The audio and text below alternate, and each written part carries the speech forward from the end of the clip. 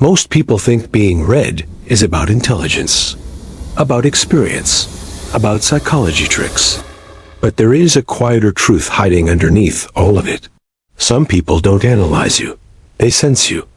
They notice the pause before you speak, the tension behind your smile, the way your eyes move when a subject gets too close. They don't need proof because your nervous system is already speaking for you. And that's what makes them dangerous to people who rely on masks. If you've ever felt suddenly exposed around someone who said very little, this video is about that presence and why it's becoming rarer, sharper, and harder to control in a noisy world. Before we go deeper, take a quiet second to anchor yourself here. If this channel speaks to the part of you that watches more than it reacts, that understands power doesn't announce itself, subscribe, not for motivation, not for hype, but for clarity. These videos are slow by design, because real understanding doesn't rush. Now let's begin where this ability actually forms, in the unseen spaces most people never learn to notice. Chapter 1 begins in silence, because the ability to read people without proof is born long before language. It begins in childhood, in rooms where emotions were not explained, but felt. Some children learn early that survival depends on noticing tone, posture, pauses, and microshifts in atmosphere. They learn to sense danger before it speaks, tension before it explodes, withdrawal before abandonment. This is not intuition as mysticism. It is pattern recognition carved into the nervous system through repetition. When a child grows up in unpredictable emotional environments, their attention sharpens outward. They stop living fully inside themselves and begin scanning others. Who is calm today? Who is irritated? Who is distant? Who is pretending? This constant monitoring trains the brain to notice inconsistencies others miss. Over time, this sensitivity becomes automatic. It feels like knowing, but it is actually remembering thousands of similar moments compressed into instinct. Most people are taught to listen to words. Highly perceptive people listen to gaps, the delay before a response, the mismatch between expression and timing, the moment someone over-explains.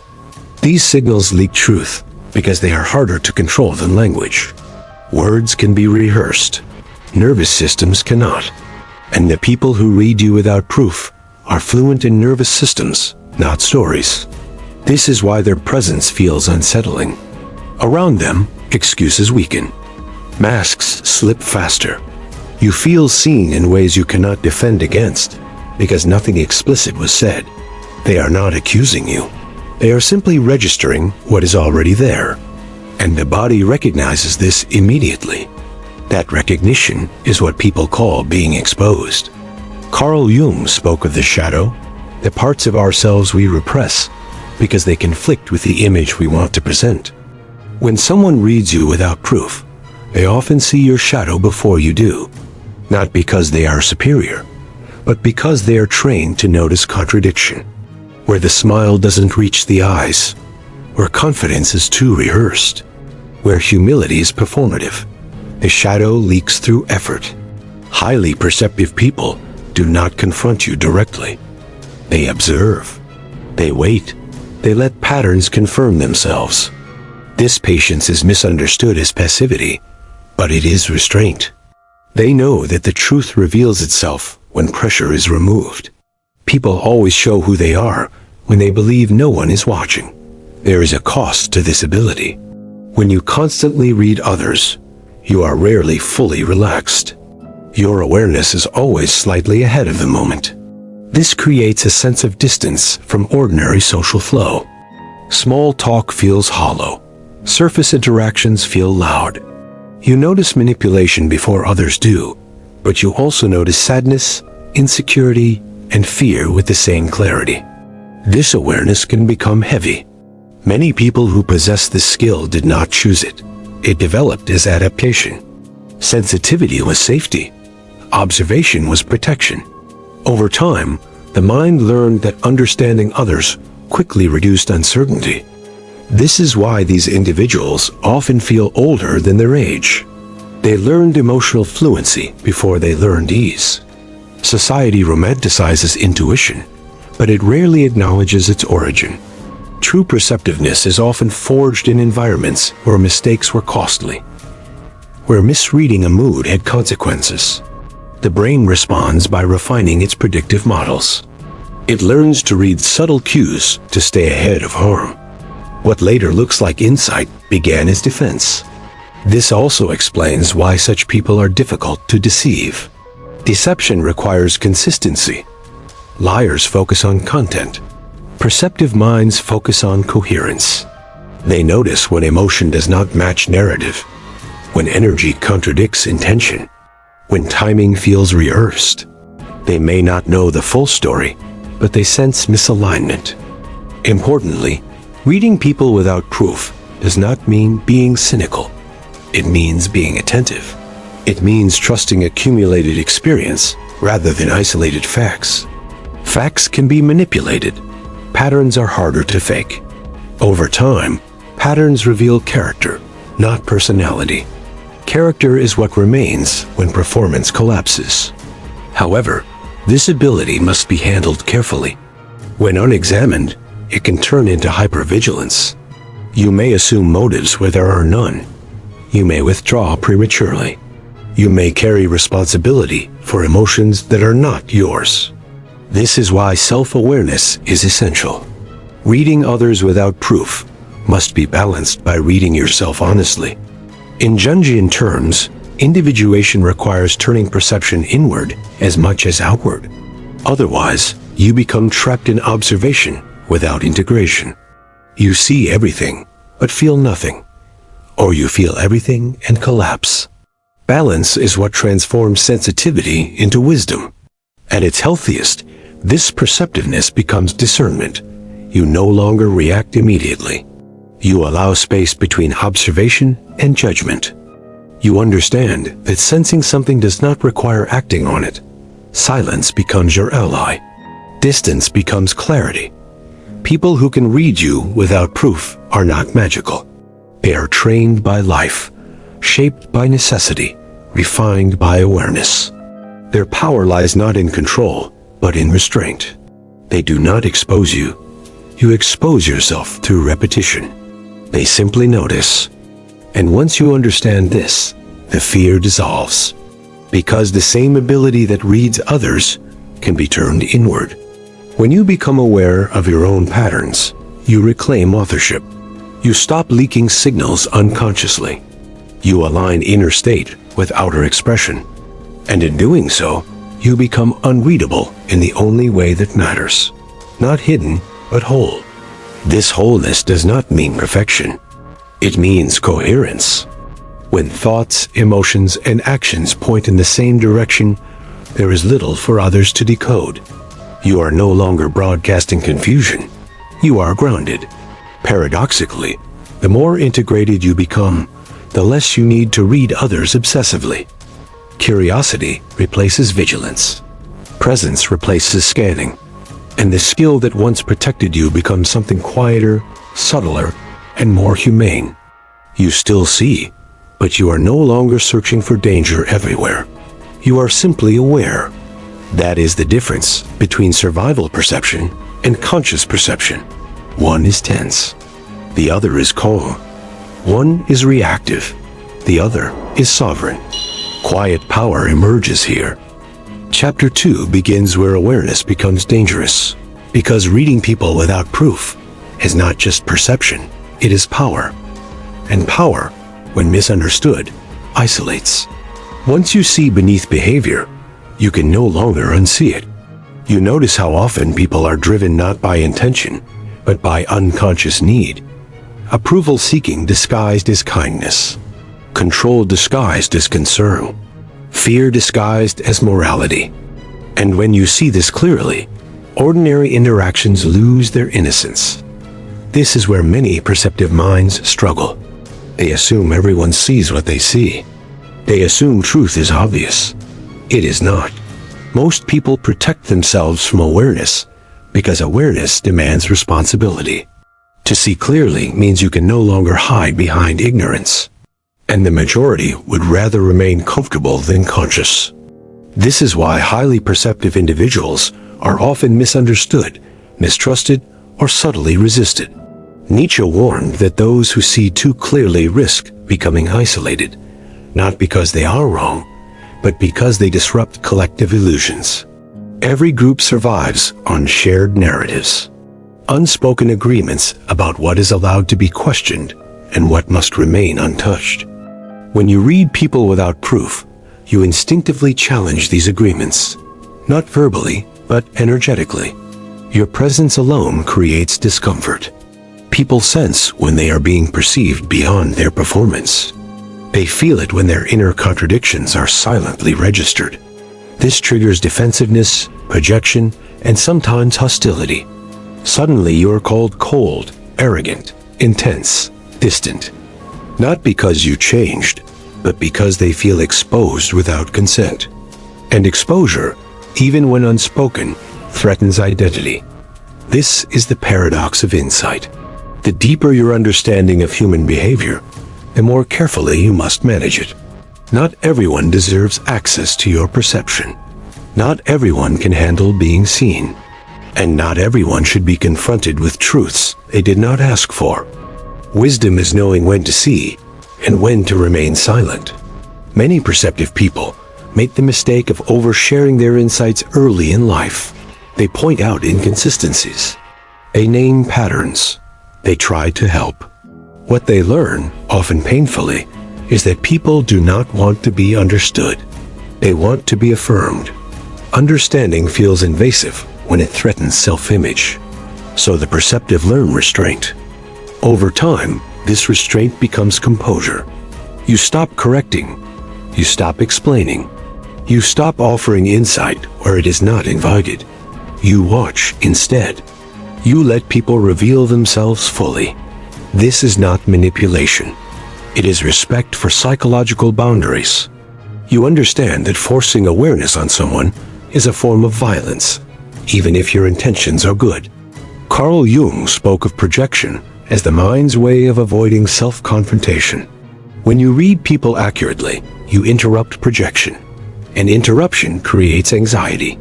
The other person no longer knows where to place their inner chaos. They may accuse you of judgment. They may distance themselves. They may attempt to diminish you. This is not personal. It is psychological defense. At this stage, perceptive minds face a choice. They can either dull their awareness to belong or sharpen their boundaries to remain intact. Many choose dulling it first. They pretend not to notice. They downplay what they see. They adapt to the emotional level of the room. But this creates inner fragmentation. When you deny your perception, you betray yourself. Eventually, something shifts. You realize that your awareness is not the problem. The lack of integration around you is. You stop trying to fit. You stop trying to be understood. You stop trying to save people from themselves. You accept that clarity often walks alone. This acceptance is not bitterness. It is maturity. You learn that true connection is rare, but possible. It happens only when two people are equally willing to see and be seen. Everything else is performance, temporary, transactional. And once you recognize this, you stop chasing depth where there is none. Reading people without proof also forces you to confront your own shadow. You cannot see manipulation without noticing your own. You cannot sense insecurity without meeting your own. This is where awareness turns inward. And this is where many avoid going, because self-perception is more painful than reading others. But those who continue inward become different, calmer, slower, more deliberate. They no longer react immediately to what they perceive. They allow space. They test patterns over time. They become less emotional, but more compassionate. They understand that behavior is often a symptom, not a choice. This is where quiet power begins to form. You stop announcing what you know. You stop needing validation. You let your clarity guide your decisions silently. You choose where to engage, where to withdraw, where to invest. Your life becomes simpler, not because people become easier, but because you stop negotiating with illusion. Others may still feel unsettled around you. That does not change, but now it does not disturb you. You are no longer responsible for managing their discomfort. You understand that being perceived accurately is rare, and being capable of it is rarer still. You do not need to explain yourself. In time, people reveal themselves completely. They always do, and you learn to trust this process. You stop rushing to conclusions. You stop interfering. You let reality speak. And when it does, you are already prepared. This chapter ends with a truth few accept. Awareness is not meant to make you superior.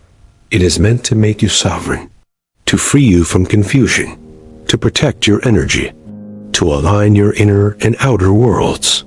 When perception becomes grounded, it no longer isolates. It clarifies. You realize you were never meant to be everywhere.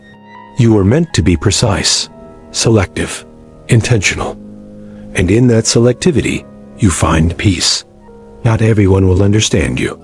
That was never the goal. The goal was to understand yourself well enough to stop abandoning your perception for acceptance. This is the moment when reading others becomes secondary. Self-trust becomes primary. And from that foundation, your presence alone begins to speak. No proof required. Chapter 3 begins when perception stops being a gift and becomes a burden. Because once you can read people without proof, ignorance is no longer available to you as shelter. You start noticing things that others move past without friction. Micro shifts in tone, the timing of silence, the emotional residue left behind after certain interactions. You realize that much of human communication happens far below language, in spaces most people never examine. This level of awareness slowly separates you from the collective rhythm. Conversations feel repetitive. Social rituals feel mechanical. You see how often people speak not to express truth, but to regulate anxiety, assert status, or protect identity. And once you see this, participating innocently becomes impossible. You begin to feel like an observer inside your own life. This is where loneliness quietly enters. Not the dramatic loneliness of abandonment, but the subtle loneliness of being surrounded by people who cannot meet you at your depth. You may laugh with them, work with them, share time with them, yet feel fundamentally unseen. Not because they refuse to see you, but because they cannot. Awareness creates altitude, and altitude creates distance. Nietzsche warned that those who climb higher must endure thinner air, fewer companions, greater responsibility. When you read people accurately, you are no longer seduced by appearances. You no longer believe promises easily. You no longer confuse charm with character. And this makes many relationships feel hollow, not because people are evil, but because they are unconscious. At this stage, many perceptive individuals struggle with resentment. They wonder why they were given such clarity if it only isolates them. They question whether life would be easier if they were less aware, less sensitive, less perceptive. And for a moment, that temptation feels real. To numb, to distract, to blend in. But awareness does not reverse. It deepens. Eventually, a crucial realization occurs. Your perception was never meant to bind you to others. It was meant to free you from dependency on them. You begin to understand that seeing clearly is not about controlling situations or predicting outcomes. It is about alignment, knowing where you belong and where you do not. This is where discernment replaces judgment.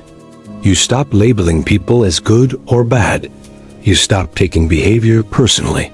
You recognize patterns without attaching identity to them. Someone manipulates because they are afraid. Someone dominates because they feel small. Someone withdraws because they cannot tolerate intimacy. Understanding this does not excuse behavior, but it dissolves emotional entanglement. Your reactions change. Where you once felt compelled to respond, you now pause. Where you once explained, you now observe. Where you once tried to fix, you now choose distance. This is not coldness, it is self-preservation. You learn that empathy without boundaries is self-destruction. People begin to notice this shift. They feel it before they understand it. Your calm unsettles those who thrive on emotional chaos. Your silence frustrates those who seek reaction. Your absence confuses those who relied on your predictability. Some will accuse you of changing. They are right. You have. This change often brings guilt. Old conditioning whispers that you are selfish, that you owe explanations, that you are responsible for others' feelings. But awareness reveals a deeper truth. You are not responsible for managing the inner worlds of those who refuse to manage themselves. Your only responsibility is to remain aligned with your own clarity. At this point, power begins to consolidate. Not external power, but internal authority. You trust your perceptions even when they are inconvenient. You stop gaslighting yourself to maintain harmony. You accept that discomfort is sometimes the price of truth, and that peace built on suppression is not peace at all. Reading people without proof also sharpens your sense of timing. You no longer confront immediately. You wait. You let patterns complete themselves. You allow behavior to repeat until it becomes undeniable. This patience protects you from impulsive conclusions and unnecessary conflict. You understand that truth does not need urgency. It reveals itself with time. With this patience comes selectivity. You become careful about who has access to you. Not everyone deserves your energy, your attention, your vulnerability. You stop mistaking proximity for intimacy. You realize that real connection requires mutual awareness, not emotional convenience. And because of this, your circle naturally narrows. This narrowing is not loss. It is refinement. What remains is quieter, but stronger. Fewer words, more meaning. Less drama, more presence. You begin to value solitude not as absence, but as clarity without interference. In solitude, your perception sharpens without distortion. You remember who you are without reflection. There is a final lesson in this stage. Awareness does not exist to make you superior. It exists to make you responsible. Responsible for your choices, your boundaries, your direction. Once you see clearly, you cannot pretend you did not know. You cannot outsource your life to circumstance. You must act with integrity. This is where fear dissolves. Not because danger disappears, but because confusion does. You know what aligns and what does not. You know when to stay and when to leave. You know when silence is wiser than speech. And this knowing becomes your compass. Chapter 3 ends with this understanding. Being able to read people without proof is not about others at all. It is about becoming so attuned to reality that you stop betraying yourself. The isolation it brings is temporary. The strength it builds is permanent. And once this strength is integrated, awareness no longer feels heavy. It feels like home. A final stage of awareness does not arrive with noise. It arrives quietly, almost unnoticed, like a shift in gravity. One day you realize that you are no longer trying to read people. You simply see them. There is no effort, no suspicion, no hunger for confirmation. Understanding has become effortless because you are no longer emotionally invested in being right. This is where true power begins. At this stage, awareness stops being defensive. Earlier, perception felt like armor, something you used to protect yourself from being hurt, manipulated, or misled. But now, it transforms into clarity. You are not scanning for danger. You are not waiting for betrayal. You are simply present, grounded, and steady. You trust your internal compass more than external signals. You also begin to notice a profound shift in how people relate to you. Some feel calmer around you. Others feel exposed. Your presence no longer invites performance. It invites truth. People either relax into authenticity or retreat into discomfort. And you no longer chase either response. You allow them to reveal themselves without interference. This is where the illusion of control dissolves. You understand that reading people was never about predicting their actions. It was about understanding your own limits, knowing where you end and where others begin, knowing what you will tolerate and what you will walk away from. Awareness becomes an instrument of self-respect. With this comes emotional neutrality, not apathy, but balance. You are no longer pulled into emotional storms that do not belong to you. You can witness anger without absorbing it. You can hear criticism without internalizing it. You can observe manipulation without engaging. This neutrality is often mistaken for coldness, but it is actually mastery. At this level, you stop explaining yourself. Not because you are arrogant, but because you are clear. Explanation is only necessary when you doubt your own position, and you no longer do. Your actions speak with precision. Your silence carries weight. Your boundaries require no justification. This is also where loneliness transforms into solitude. Earlier, awareness isolated you. Now, it protects you. You choose your environment carefully. You choose conversations that nourish rather than drain. You choose relationships that meet you in truth rather than illusion. And because of this, your life becomes quieter, but infinitely more real.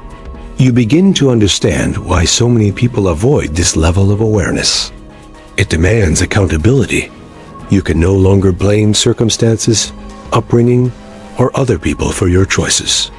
You see your patterns clearly. You recognize where you compromised yourself. And instead of self-punishment, you choose correction. This is the rebirth. Not traumatic, not visible, but irreversible. You stop living reactively and start living deliberately. You are no longer shaped by unconscious forces. You participate consciously in your own becoming. And this is what most people never experience. At this point, your perception extends inward. You read yourself with the same clarity you once applied to others. You notice your own emotional triggers, your own avoidance patterns, your own silent fears. And instead of running from them, you face them with honesty. This is shadow integration. This is maturity.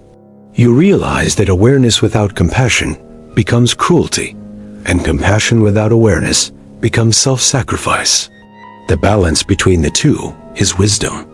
You learn when to soften and when to stand firm, when to speak and when to remain silent, when to engage and when to walk away. This wisdom creates an unshakable center. Life still brings uncertainty, loss, and challenge, but they no longer destabilize you. You experience emotions fully without being ruled by them. You accept impermanence without despair. You move forward without needing constant reassurance. Others may not understand you. Some may project their fears onto your calm. Some may interpret your boundaries as rejection. But you no longer carry the burden of their interpretations. You have learned that misunderstanding is not a failure. It is often the cost of authenticity. The final realization is simple, yet profound. Awareness was never meant to make you superior. It was meant to make you free. Free from unconscious repetition. Free from emotional dependency. Free from the need to be seen, validated, or approved. You stop trying to be impressive. You stop trying to be understood by everyone. You stop trying to belong everywhere. Instead, you belong to yourself. And from that place, everything aligns naturally. This is why those who can read people without proof often walk alone for a while. But they are not empty. They are full. Full of clarity. Full of intention. Full of quiet strength. And when they finally connect, it is not out of need, but out of choice. The journey ends here, but the practice does not. Awareness is not a destination. It is a way of being. And once integrated, it cannot be taken from you. You carry it into every room, every decision, every silence. You no longer seek certainty from the outside. You trust the knowing within you, and that trust becomes your foundation. This is the quiet power few ever reach. If this resonated with you, don't rush to respond. Sit with it, let it settle, and when you're ready, stay connected to this space. More clarity is coming.